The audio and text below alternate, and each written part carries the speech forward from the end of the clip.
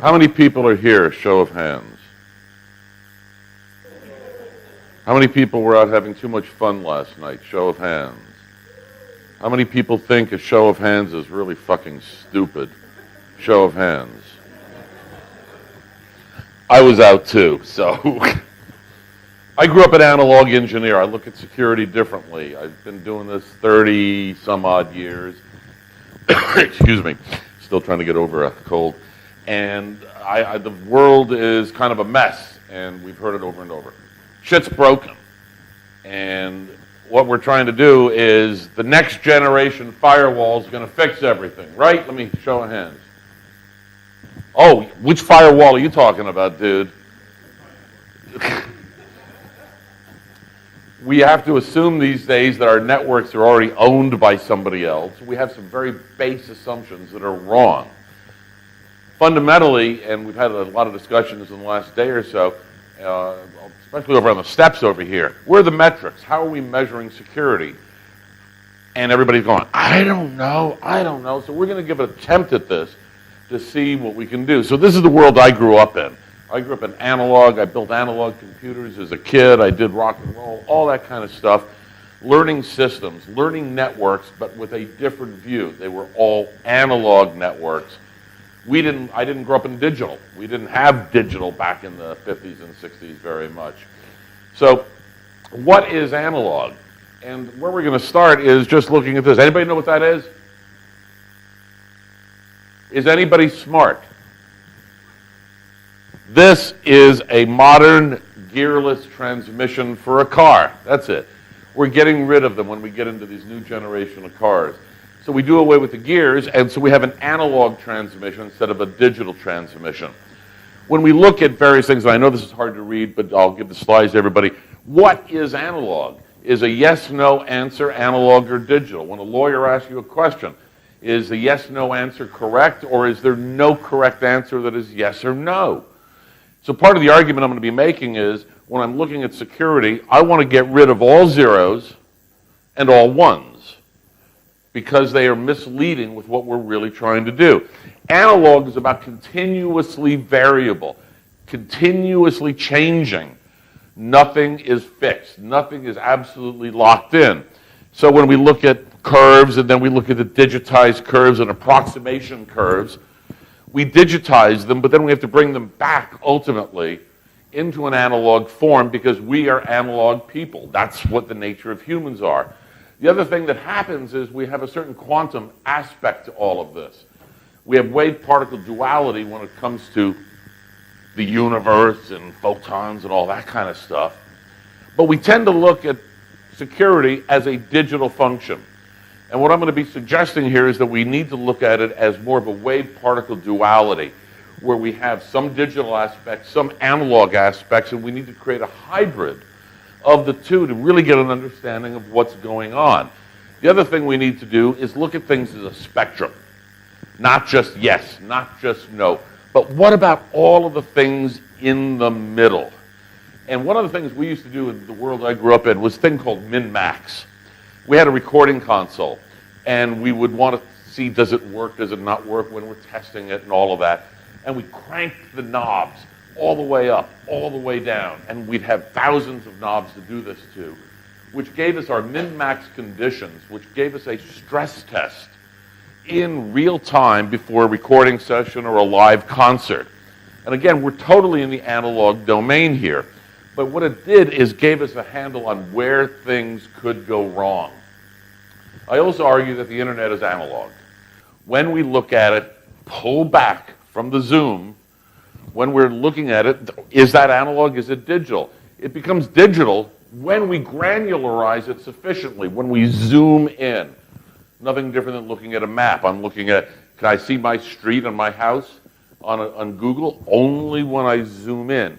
So there's an issue of granularity that we typically are missing when we're talking about security. The brain. We are not a computer. We are an approximation engine. When you study neurosciences, that's all we are, is some level of approximation. Your visual field only sees 2% of what you think you're seeing. The rest of it is an averaging that the brain fills in on its own to be able to give you a field of view. But we only can see really 2% of focus. And in the world that we're living in with security, we're trying to do 100% focus on things that really don't matter.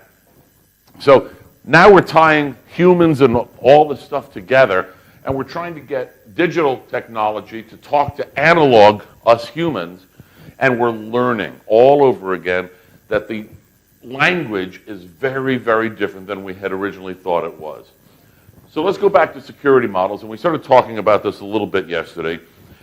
Fortress mentality, the walls, the castle. This is a binary version of you will not come into my castle. You will not get into my network. How's that working for us? Oh, that's going well. Yeah, it doesn't work. This has been the model for warfare for 6,000 years. Build a wall high, build the moat deep, build the walls as high as you possibly can. You'll never get in, but we also know it doesn't work. It's static. It's fixed. So we've applied this kind of mindset, saying we're going to do the same thing. So back in 88, 89, Cheswick Bellevin started saying, we're going to build a firewall, we'll have rules on it, and nobody's going to get into our networks. And we also know that does not work. Please take a read of this for 1 second.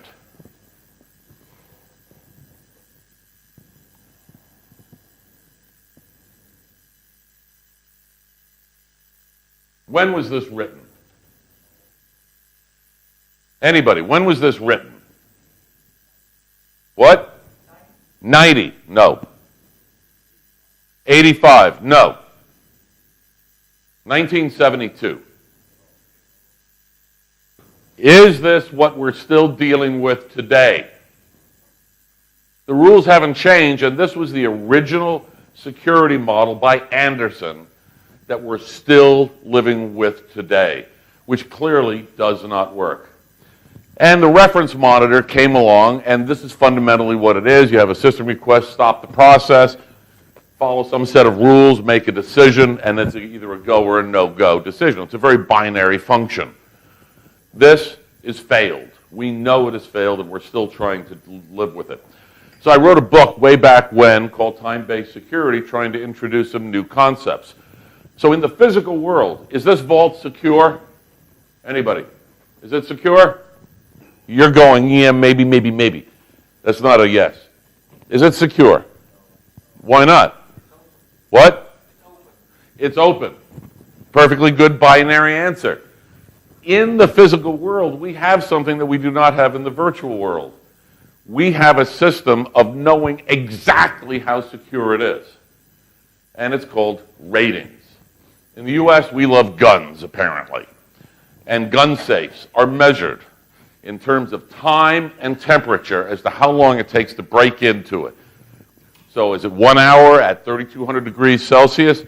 Depends upon the quality of the manufacturing. But we have a fundamental understanding in the physical world of where our weaknesses are and what sort of physical power it takes in order to break through, in this case, these particular defenses. So this firewall, how secure is it? 1, thank you for the hat, 1. This is the approach that we're taking because we're bypassing everything. We do not, the bad guys do not go after the strongest portion of our network. They go after the weakest portions of our networks. And that's why so much of what we do actually ends up looking like this. So ultimately, how many of you have had a vendor guarantee your product? That their firewall, they're going to guarantee that their firewall is going to be good forever? Microsoft said something about Windows. Oh boy, yeah. We don't guarantee our products. There are no vendor guarantees anymore.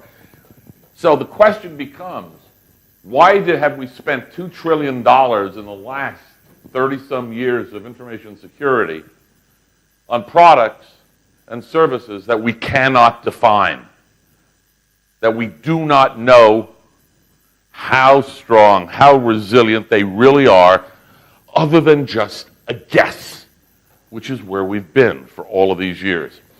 But what can we actually measure? We can't measure protection. We have no mechanism today to validate, quantify how strong a firewall is, a password mechanism is, any security protective device. Can we measure it? Right now, the answer is no. But what can we measure inside of our networks? We can measure two things.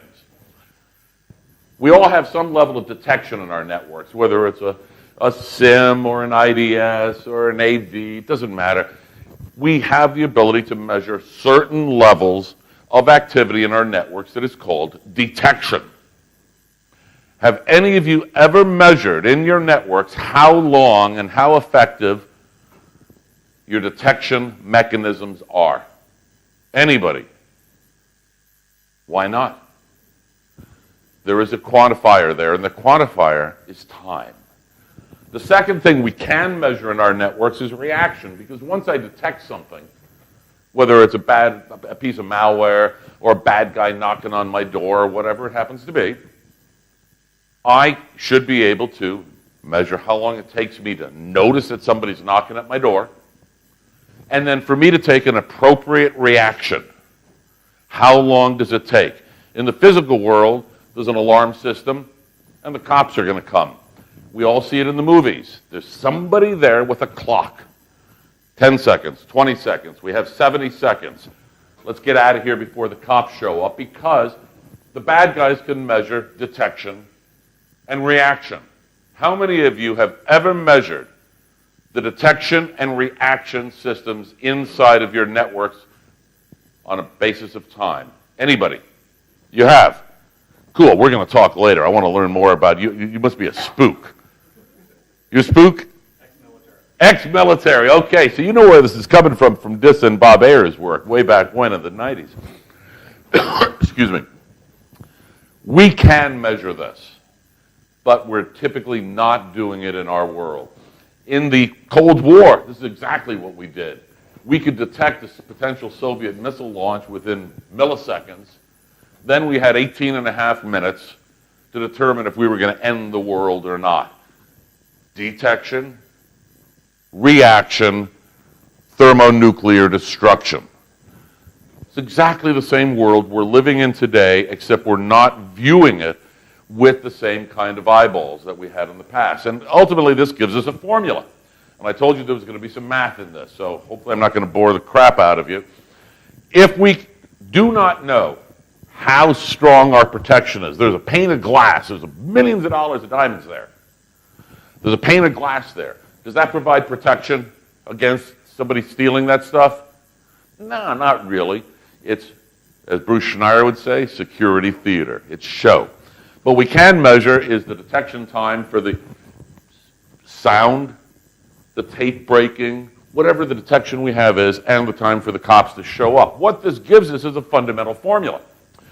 And that formula says, if I know and I can measure how strong that glass is and how much it will defend it over a period of time against an attack, if that amount of time is greater than the amount of time it takes to detect and react to that particular attack, I then can say I have a secure condition. Very, very critical to understand this. Detection and reaction we can measure. We cannot measure protection in the current way we do things. But this formula is going to hold, and it's about a min-max condition. It's back to my old analog days. How far can I crank the knobs? How big, in this case, is my time window of vulnerability, which then leads to be able to talk to the risk people about what is the risk in my environment based upon the only metric that is potentially available to us, which is time in this particular case. So when we look at PDR, it's protect, detect, react, nuclear compliance, surveillance technologies, this is something that we do on a regular basis within the physical world. Why aren't we applying this in the virtual world. And for the life of me, I do not understand why we have not. Any robberies, any sort of physical crimes use, by its very nature, protect, detect, react as the fundamental formula in order to measure risk. How many of the jewels can the bad guys get in 1 minute? 10 minutes. Which leads us then to figuring out exposure time. Because exposure time, we talk about APTs. And the APTs, the bad guys have been on my network for 436 days. How much damage can they do? How much data exfiltration can occur in 436 days? Does anybody know? The answer is a whole shitload. But we don't look at it this way in terms of exposure. Because ultimately, the exposure time that you have in your network, regardless of your protective technology, is today purely based upon the ability to detect and the ability to react to some potential perceived or detected event. There is nothing else that we have. So given we can look at this, and these all become very simple limits, very simple calculus to be able to figure out what is the limits. And the min-max limits, in this case, are only two numbers. One of them is 0, and the other is infinity. Everything else sits in between. And part of our job, under this schema, is to compress that detection-reaction time as much as we possibly can. So, the concept now today is defense in depth. And again, the picture yesterday, excuse me, of the castle. We have the moat and the wall and the oil and the bad guy and all that. We have all of these layers of defense. How's defense in depth working for us? I don't hear any resounding anything. All right. Defense in depth doesn't work because the bad guys, what do? They go around it. Why do you go through the thick walls when you can go around them and go through the human?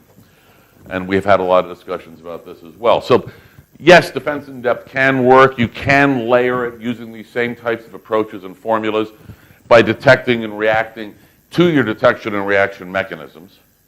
But ultimately, this is not going to give us what we need. So the first thing I want to approach with this thinking is, how do we kill root? I hate root. We've had root in our systems since day one when we first turned on the first password on the first mainframe computer 50 years ago. Root is also the root of all evil when we're dealing with our networks, because that's what privileged escalation is about, gaining access to the cool stuff. So the first thing we've got to do is understand a little bit of Boolean logic. Everybody good with Boolean logic? I don't need to go through it? Yes? Yeah, okay, cool. These are we're fundamentally going to deal with not, and or gates, ultimately, when we glue this together, and I show you how to make this thing all work. So the other pieces we're going to use a little bit, but not so much today. How many of you trust your significant other with your life? Show of hands. So if your wife, there's only one guy in the whole room that says this. If your wife had a choice between your children and you, would you give me the same answer? You would? So she'd kill the kids before you. So she'd kill you before the kids. We have the same value. We'll protect the kids before. Protect the kids first. So it's not a binary function. It cannot be a binary function. But in the real world, we occasionally run into this.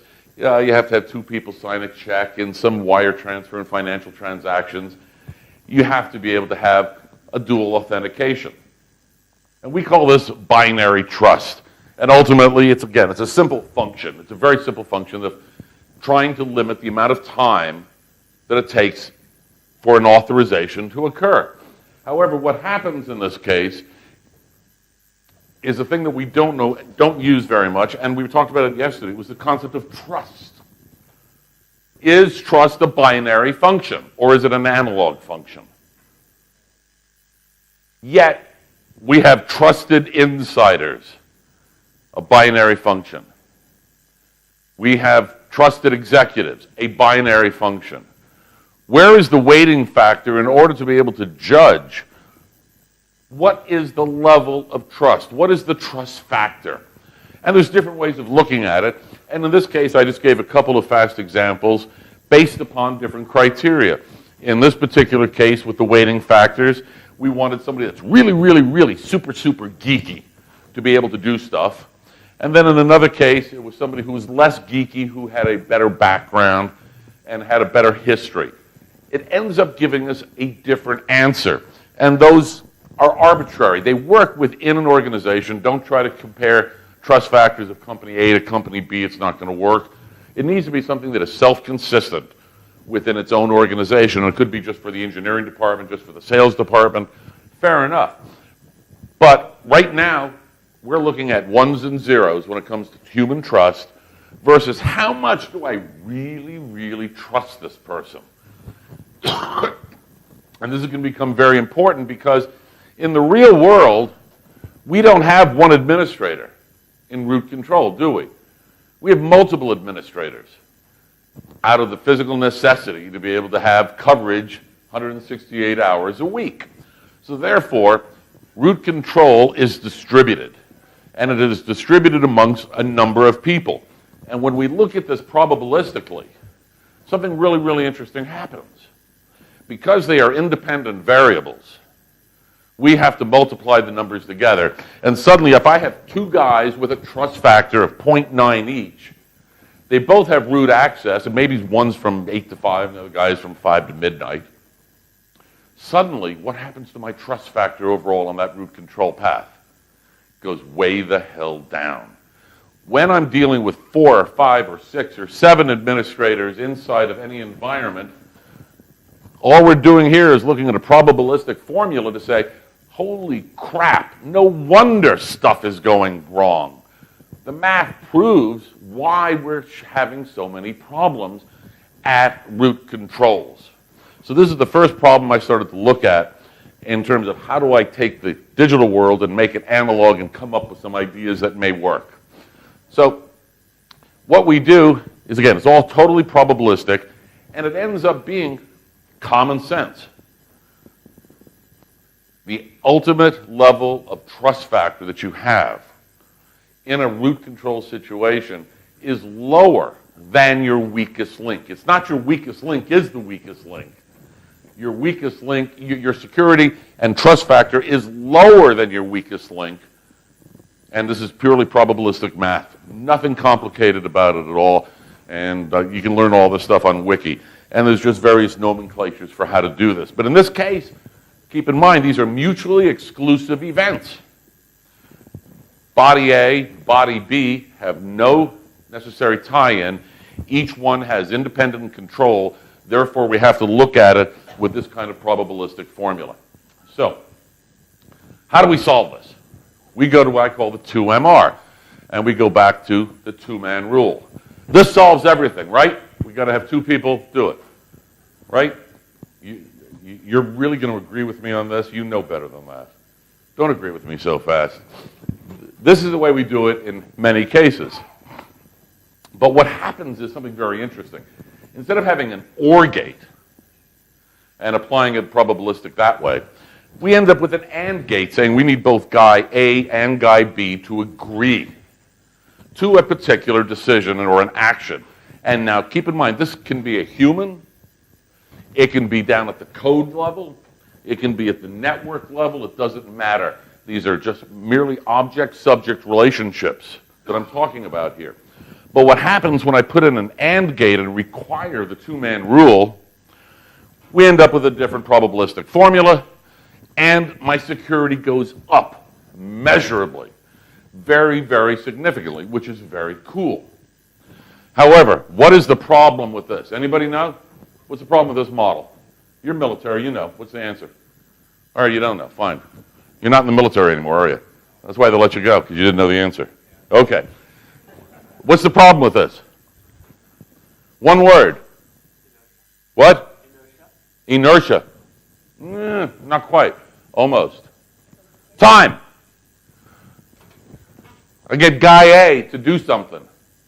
I got to wait for guy B to finally get around to make a decision and agree or disagree with it. In our hyper-speed environment these days, I'm not going to be done in 20 minutes, so you better just get over it. I have to wait, and that's not going to work in today's world at all. So we're going to take another approach, and now we're going to go to the military. So Dan, what's your name, sir? Barry, okay. You know what that means. OODA loop. Anybody know what OODA is? OODA was developed by a very, very smart guy, John Boyd, back in the 80s, and it's called Observe, Orient, Decide, and Act. And it's a circle. And the reason he came up with it was in order to be able to make fighter pilots understand their environment, that they had to go through this cycle on a continuous basis. And that increased survivability, likelihood of success in air combat. And the same thing works in marketing. I got an idea, I'm going to test market it, I'm going to build and sell some, I'm going to see what the market says, now I'm going to modify it and do it all over again. It's an iterative, analog process, not a digital process. So what I like to do, again, is apply a functional limit to this. Can I ever, in an OODA loop, whether it's warfighting, marketing, decision-making, and networks, can I ever reach zero time? No, of course not. So I have functional limits and bandwidths and constrictions that are naturally part of the environment that I need to consider when we're looking at what I call squeezing the loop. And this is the issue that we call in our world granularity. And the granularity could be the quality of the audio based upon the compression algorithms, or in this case, it's a purely analog function of squeezing time, trying to make the OODA loop as granular and as small as I possibly can. So we take that, excuse me, and then we look at the real world. We have subloops. In the observe area, we're going to have a lot of little sub-areas. I'm going to observe this, I'm going to observe this, I'm going to observe this. I'm going to have different takes based upon my detection. Observation and detection are the same type of function. So if I treat it from an analog standpoint, I'm going to have all these little processes going on. In software, we call them subroutines. Same thing.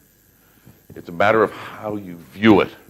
And ultimately, what we do is we can apply fractal mathematics and Mandelbrot sets to this and start examining how deep the granularity is of my observation and my detection systems. It's all about the detection, nothing else at this point. So now we're going to go into the most critical area of this. I grew up an analog engineer. In the real world, this device, anybody know what it is? Shout it out. It's called a governor. It keeps steam engines from running too fast. We heard it yesterday at the ladies' talk. Feedback caused by the microphone and the speaker having what's called positive feedback. And down here is an electrical circuit. What feedback is one thing and one thing only. It's a mechanism to control and stabilize a network. Now, that network doesn't have to be a digital network. It could be a conceptual network. It could be the acoustic network. It could be a physical network. And so we have an abstraction here that tells us exactly how, mathematically, to define our feedback. The whole point is, every engineering discipline in the world, with the exception of information security, employs feedback. Why? Why? We're still naive in believing that we've got this binary function. I'm secure. I'm not secure. And that's what the risk guys, that's what the CISOs, that's what these guys all want to hear. They don't want to know about the feedback mechanisms to be able to actually control them. We have it in our lives, haptics. You touch the key. Anybody ever had one of those keyboards and it doesn't give you anything back and it's like, what the hell? This is a shitty keyboard, right? You want to have some feedback so you know what's going on. You want to be able to smell. It's about sensory input to us as human beings But we're not doing this in our networks, even though the networks are tied to humans and technology. Zero feedback mechanisms built into our networks and designs today. Holland, for you guys from the Dutch lands up there, they survive, their country survives because of the Delta Works. And it's a feedback mechanism in order to keep the North Sea from inundating their entire country. Started building it in the 50s, and it works amazingly well. Any feedback mechanism is designed to prevent chaos from ensuing. So how do we apply this? Let's just take a real simple example here. We're going to have some process request. Again, is it a human request? Is it a digital request? Doesn't matter. What I'm going to do is begin this process, but what I'm also going to do is begin a clock. I'm going to start a clock, and we're going to arbitrarily say, for example, that I want to have that particular process approved. Alice makes a decision, but I want Bob to approve it within 1 second, 1 minute, 1 hour. That's a policy decision based upon the trust factor of Alice and Bob, and back to our probabilistic numbers that we had earlier. And with using those numbers, I now have quantifiable numbers based upon time. So the exposure time that I showed you earlier becomes the exposure during that feedback loop that we would have here. And in this case, this would be, again, a simple abstraction of it. But when I apply the feedback loop, I now can have a very, very specific level of trust factor defined over a period of time, which tells me what my risk is. My risk then is a function of time and trust factor, both of which are analog functions. Neither one is digital.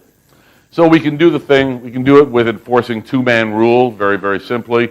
We can do it with INA mechanisms, same approach to it. They're all fundamentally the same. And occasionally you may run across this when you're on mobile banking, and it says, oh, this is a new device, please go check that device over there and make sure, then you validate the code and come back in. And you have X amount of time to do it. It's exactly the same process, so we're seeing a couple of these in the real world now, especially in the mobile. Now, in the time-based reference monitor, we go back to the reference monitor work from Anderson back in '72 and say, God, I hate this.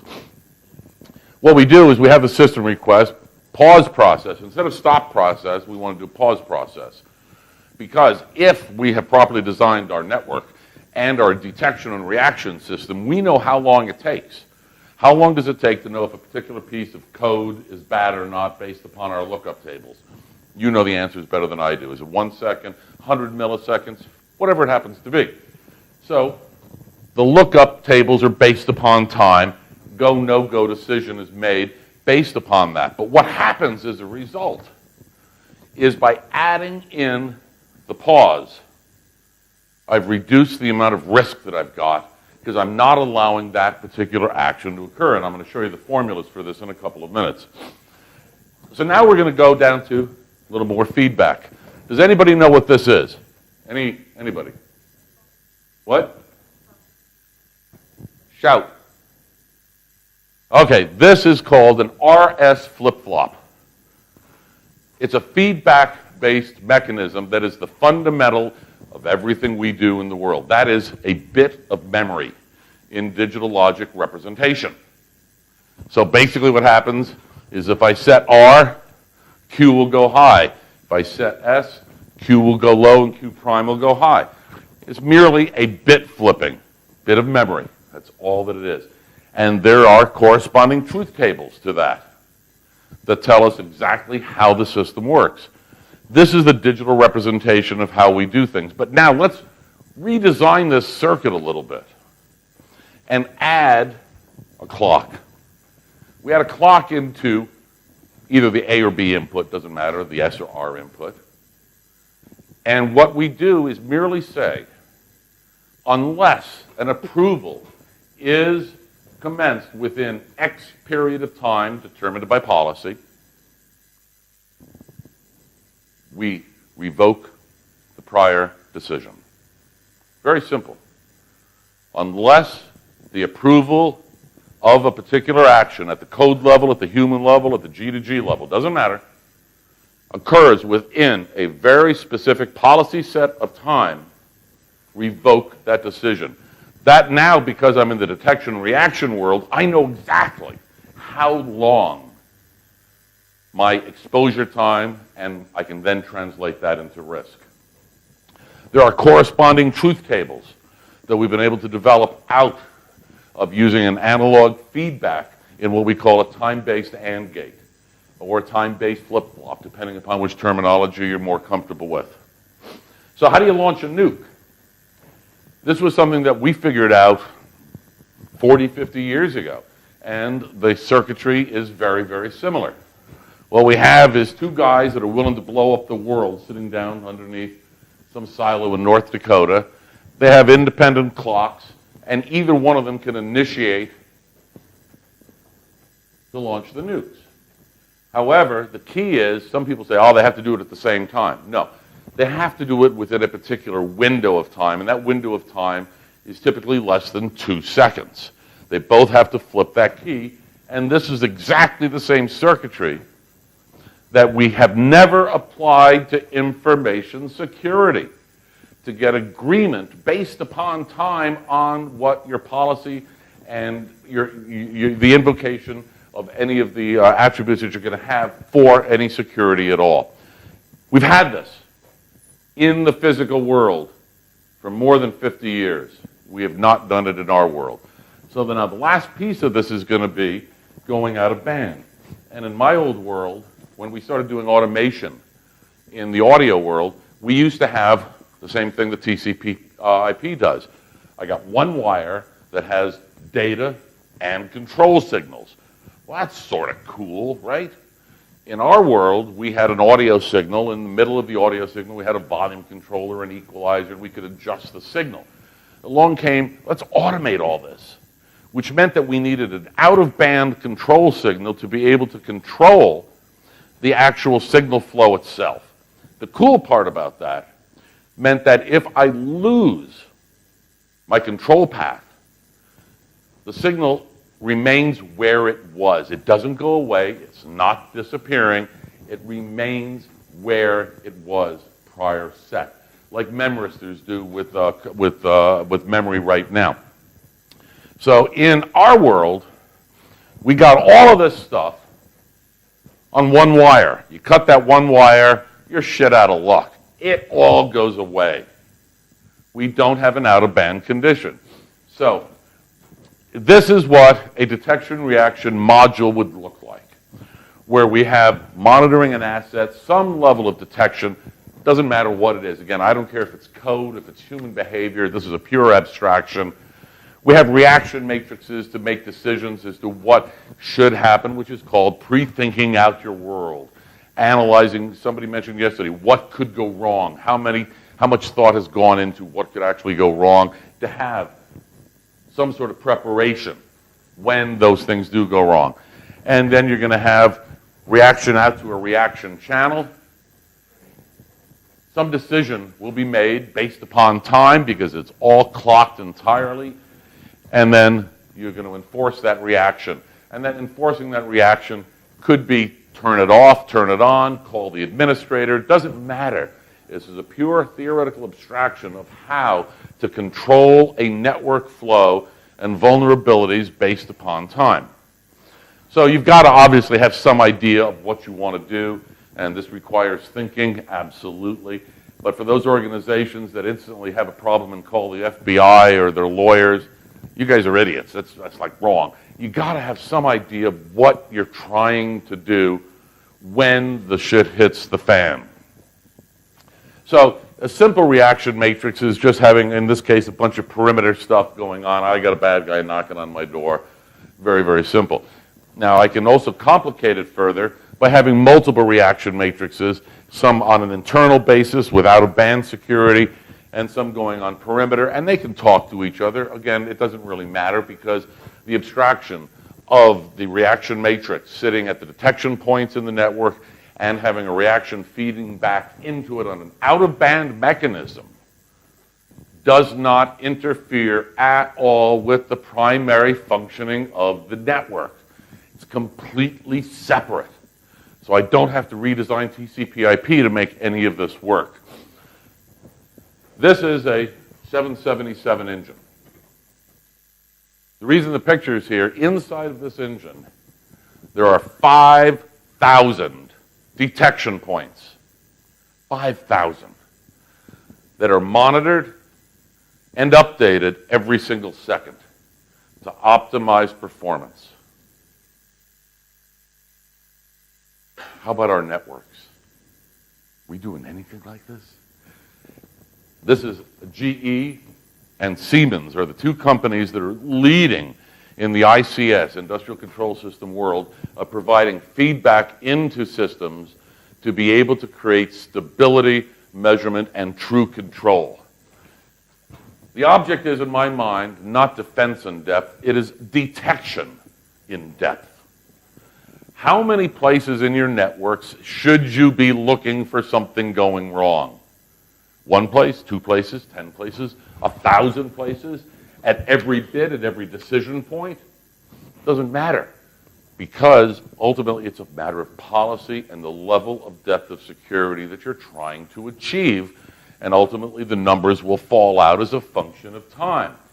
But it's detection in depth is where this industry has completely failed.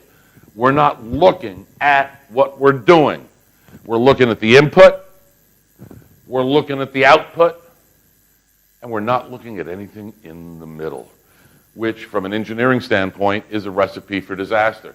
So one of the things that we can do with this approach is actually solve denial of service. That'd be kind of cool, wouldn't it? And all we're doing basically is having out-of-band communications occurring, assuming that in a DOS attack or DDoS attack of any sort, my primary communication and control channel are going to be full, because that's what the bad guys want. They want to put me out of business. So one wire, bam, they're nailing it. But if I put this all the way around on, imagine that every tier 1, tier 2, and tier 3 ISP in the world had back-channel communication. And all it does is say, I am detecting this, and I'm detecting bad traffic from this IP address. And I communicate down to the next hop where that traffic is coming from, because I know where it is. My primary channel is already full, so I have to go out of band. I can tell the next hop, stop this. Then that hop will know where its traffic is coming from, whether it's distributed or not. And we have a complete back-channel communication system going on outside of TCP/IP without having to modify it either, in order to be able to allow this to grow. The same thing will work for spam as well. And ultimately, what we're looking at is our primary network is up there. Standard network, that's everything we live with today. And I'm suggesting that if we add detection reaction modules, not a lot of code, detection reaction modules, in this case at the network level, it could be at the code level as well. I want to know what's going on, when it's going on, and have a backplane of communication to tell me what is my network actually doing in real time, plus or minus a few clock cycles.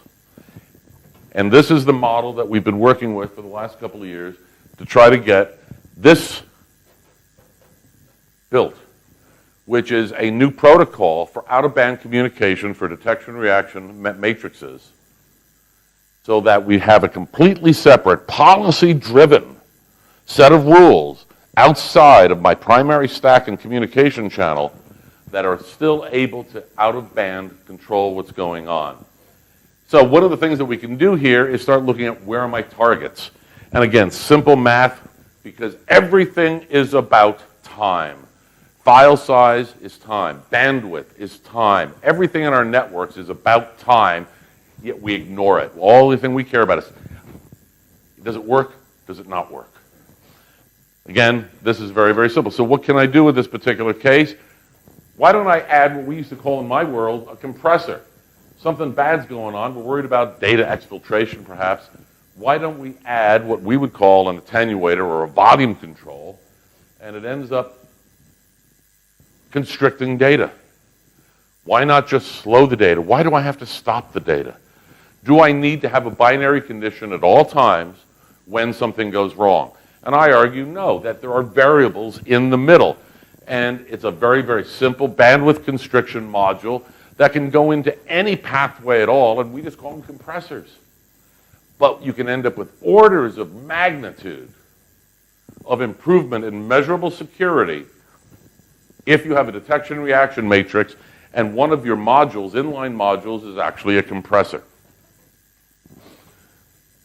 Now we're going to really screw with you, and we're going to do something called negative time.